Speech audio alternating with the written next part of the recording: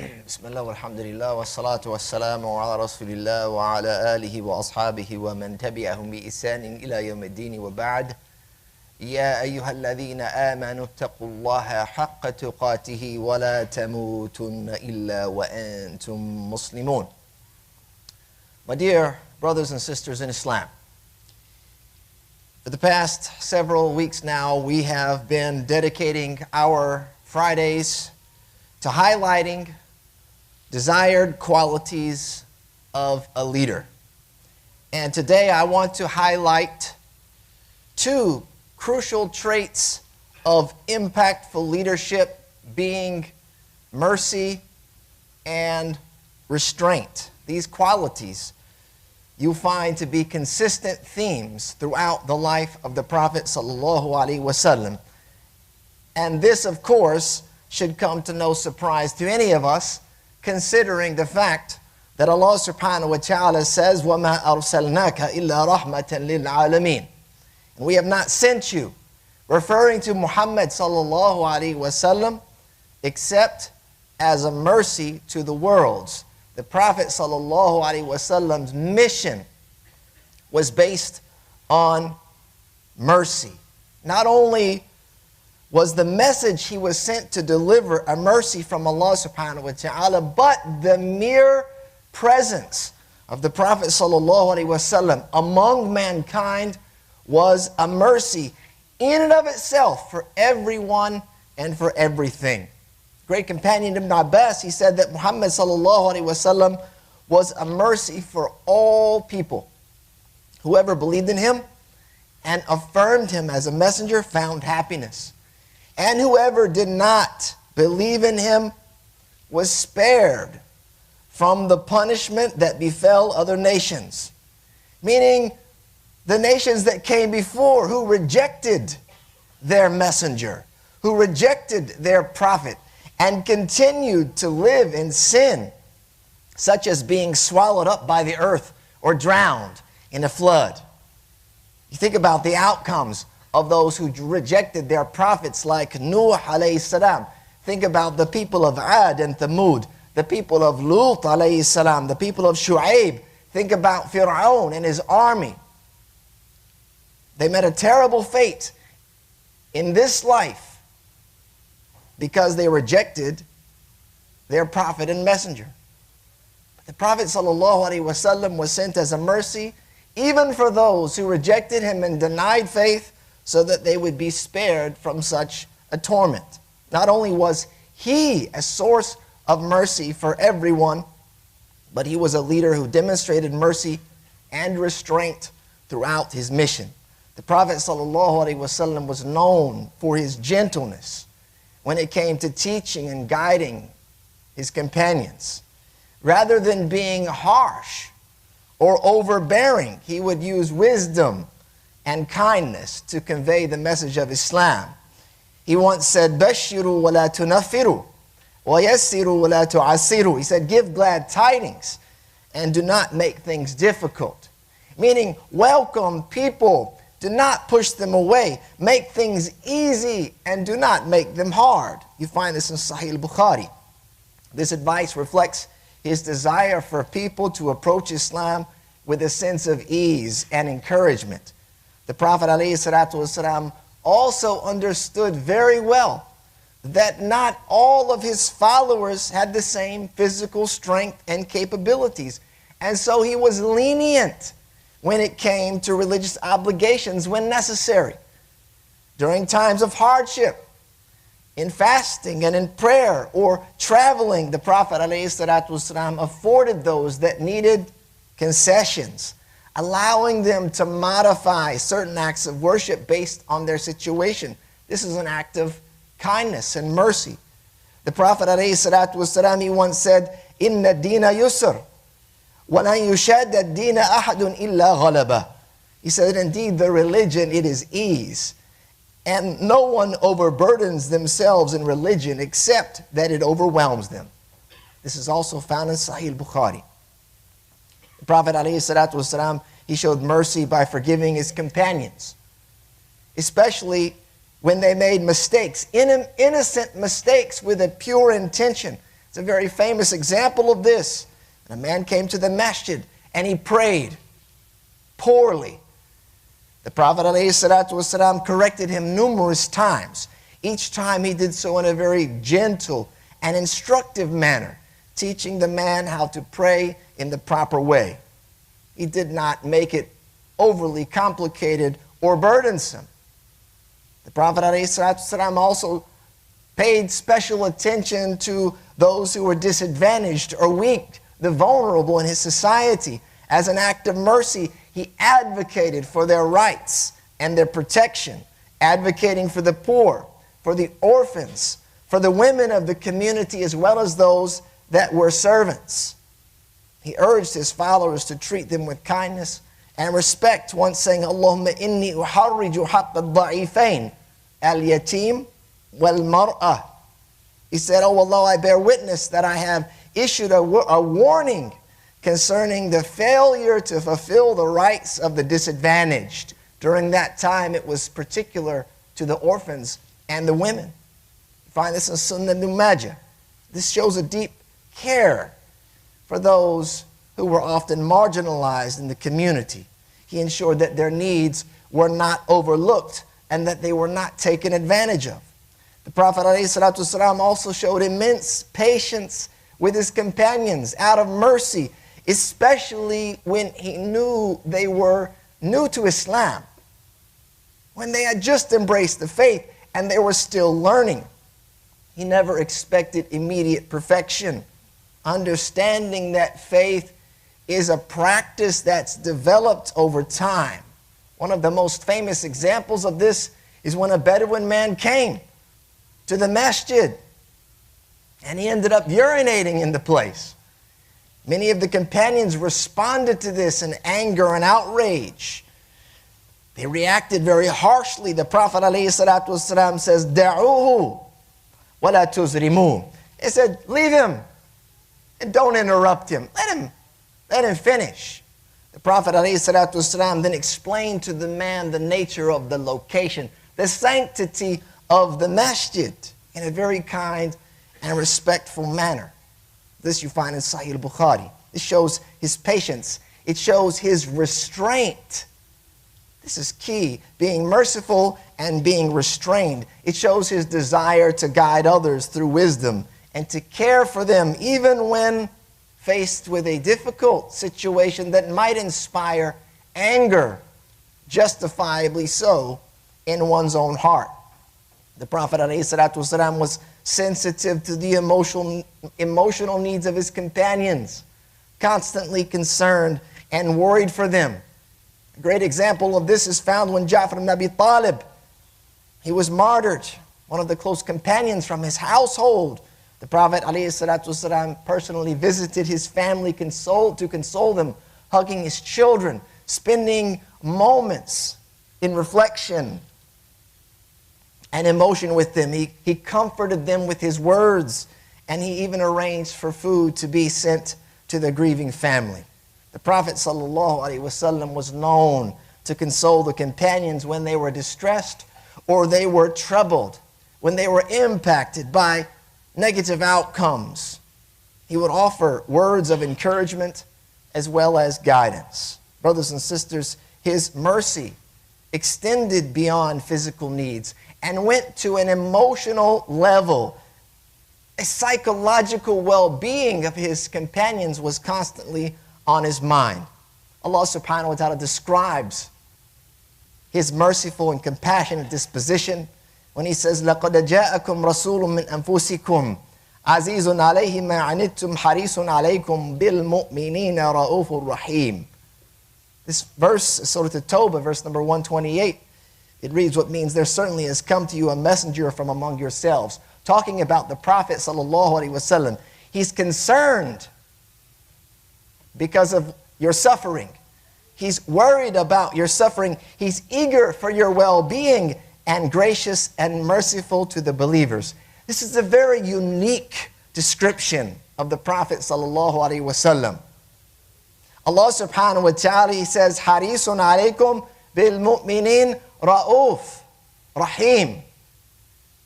Describing Him as gracious and merciful This is a description that Allah has not extended to any of His prophets or messengers. It's a description that Allah described Himself with, being Ra'uf Rahim. No other prophet, not even Jesus, who's often characterized by those who deify Him as being all about love and mercy. He's not even described in this fashion. Allah subhanahu wa ta'ala reserved this for the Prophet Muhammad sallallahu alayhi wasallam, extending a divine description to him alayhi salatu wasalam. Allah is informing us in this verse that the Prophet sallallahu alayhi wasallam was distressed by the burdens and the hardships of his companions. He took on their challenges as if they were his own, and he was extremely eager for them to find guidance. All of that you can see within his life. And one might argue that the Prophet's mercy and restraint is expected behavior when it comes to his followers and his companions. But what about the others? What about his opponents, his adversaries, his detractors?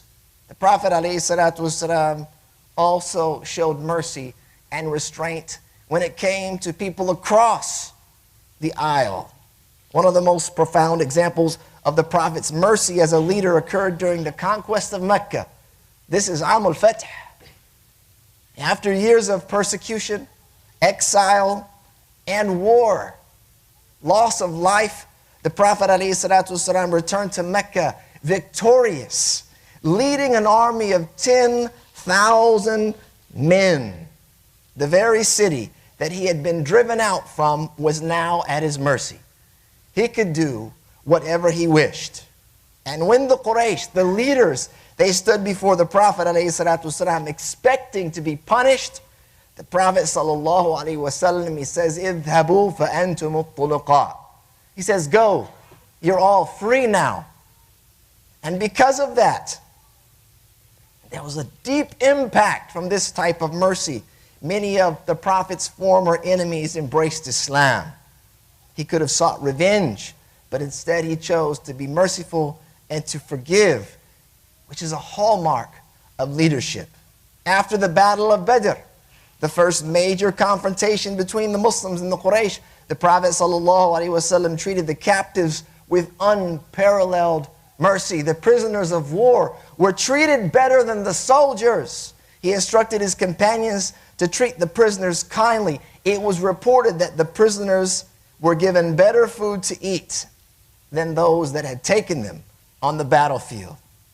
Many of them, moved by this level of compassion, eventually embracing Islam.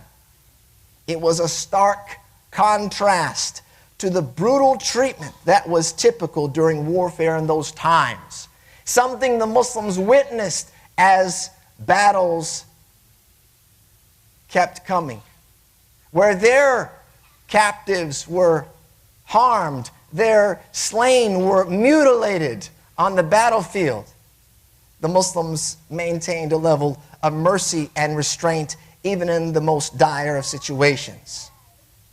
Allah subhanahu wa ta'ala mentions this generosity, mentions this care in the Quran. He says, وَيُطْعِمُونَ الطَّعَامَ عَلَى حُبِّهِ مِسْكِينًا وَيَتِيمًا وَأَسِيرًا. He says they give food in spite of love for it to the needy, to the orphan, and to the captive, meaning the prisoner of war. Throughout the life of the Prophet ﷺ, you find that he also had to deal with hypocrites and slanderers. People like Abdullah ibn Ubay, the leader of the hypocrites in Medina, who caused not only him but the Muslim community tremendous harm. And despite his constant attempts to undermine the Prophet's authority, the Prophet ﷺ never sought personal revenge. Even when some of the companions suggested that Abdullah ibn Ubay be punished for his treachery, Umar ibn al-Khattab wanted to take the man's head off. Not like figuratively, literally. Literally, he wanted to cut his head from his body. because of the harm that he caused the Muslim community. That was the standard response often for Umar ibn Khattab during that time. Let me remove their head. The Prophet ﷺ says, دَعْهُ لَا يَتَحَدَّثُ النَّاسُ أَنَّ مُحَمَّدًا يَقْتُلُ أَصْحَابَهُ. He says, I don't want people to say that Muhammad kills his companions. This is restraint. This shows restraint, control over an emotional response. Umar ibn al-Khattab is responding with emotion. The companions could not stand to see their prophet belittled or humiliated or even slighted in the simplest of ways. And so they would react in this nature. The Prophet ﷺ constantly exercising restraint, showing mercy, demonstrating his concern not only for himself and his companions, but for the broader message of Islam, for the mission and its success. Another shining example of the Prophet's mercy can be seen in his example or his experience at Ta'if. Many of us should remember this story when the Prophet ﷺ went to Ta'if to seek assistance in order to spread the message of Islam. The people rejected him, and they did so in the harshest of ways. They insulted him, and they pelted him with stones, causing him physical injury.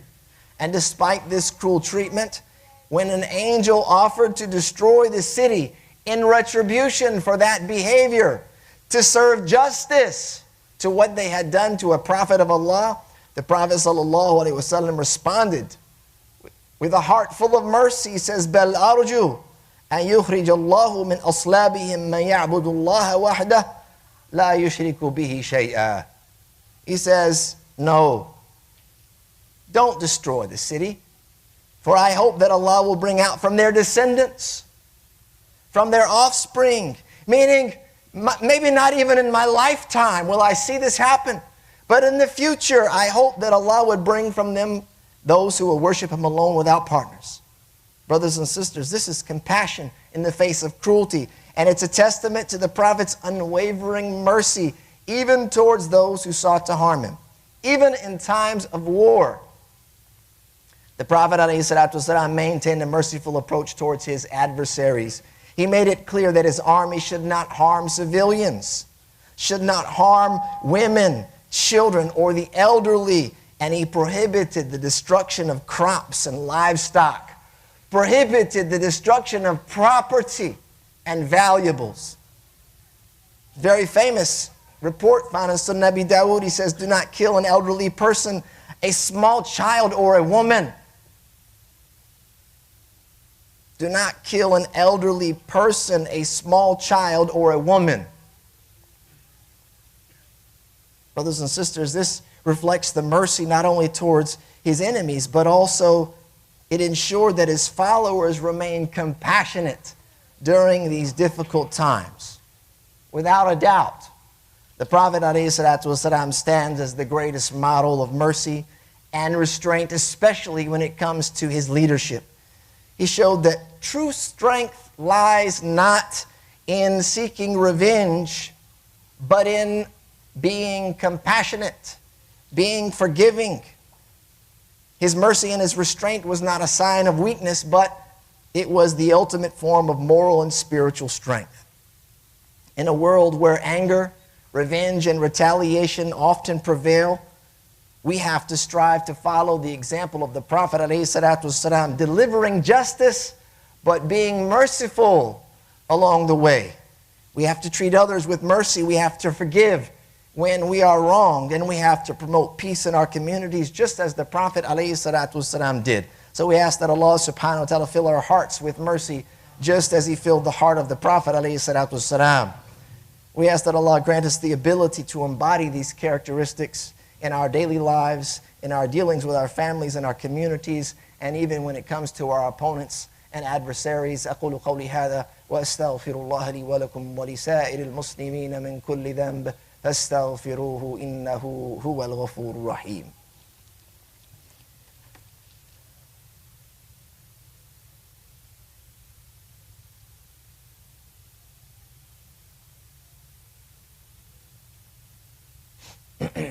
بسم الله والحمد لله حمدا كثيرا طيبا مباركا فيه كما يحب ربنا ويرضى ونصلي ونسلم على نبينا محمد وعلى آله وأصحابه ومن تبعهم بإحسان إلى يوم الدين. يا أيها الذين آمنوا اتقوا الله وقولوا قولا سديدا يصلح لكم أعمالكم ويغفر لكم ذنوبكم ومن يطع الله ورسوله فقد فاز فوزا عظيما. Brothers, if we could please move up, fill in the spaces. We have many more coming in looking for a place to sit. Jazakallah khair. We have plenty of room still up in the front.